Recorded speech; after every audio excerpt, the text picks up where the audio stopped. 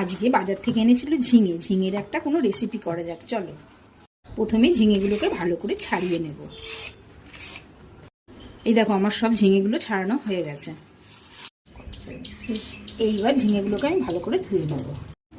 এইবার ঝিঙেগুলোকে আমি কেটে নেব। ছোট ছোট করে ঝিঙেগুলোকে আমি কেটে নিচ্ছি। ঝিঙেগুলো কাটা হয়ে গেছে, এবার আমি এটাকে তুলে নেব। আমি দুটো আলু নিয়েছি, আলুগুলোকে ছাড়িয়ে নেব। হাত কেটে যাবে। এইবার আলুগুলোকে আমি কেটে নেব। এই দেখো আমার আলুগুলো সব কাটা হয়ে গেছে। এই দেখো আলুগুলো সব কাটা হয়ে গেছে। এবার আলু ঝিঙেটাকে আমি ভালো করে ধুয়ে নেব।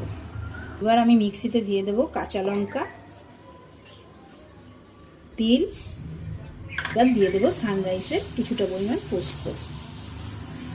এর মধ্যে একটু জল দিয়ে এটাকে ভালো করে পেস্ট করে নেব। এই দেখো এটা আমার ভালো করে পেস্ট করা হয়ে গেছে। কড়া গরম হয়ে গেছে, এবার কড়াতে দিয়ে দেবো তেল। তেল গরম হয়ে গেছে, এবার আমি বড়িগুলোকে ভেজে নেব। বড়িগুলো ভাজা হয়ে গেছে, এবার বড়িগুলোকে আমি তুলে নেব। এবার কড়াতে কালো জিরে দিয়ে দেবো। এইবার দিয়ে দেবো আগে থেকে কেটে রাখা ঝিঙে আর আলুগুলো। এইবার এর মধ্যে দিয়ে দেবো পরিমাণ মতো নুন আর হলুদ। এবার এটাকে ভালো করে লাল লাল করে ভেজে নেব। এবার এটা খুব ভালো করে ভাজা হয়ে গেছে। এইবার এই মশলাটা এর মধ্যে দিয়ে দেবো। এবার মশলাটা দিয়ে এটা ভালো করে কষে নেব। দেখো এটা ভালো করে কষে নেওয়া হয়ে গেছে। এইবার আমি অল্প পরিমাণে জল দিয়ে দেবো।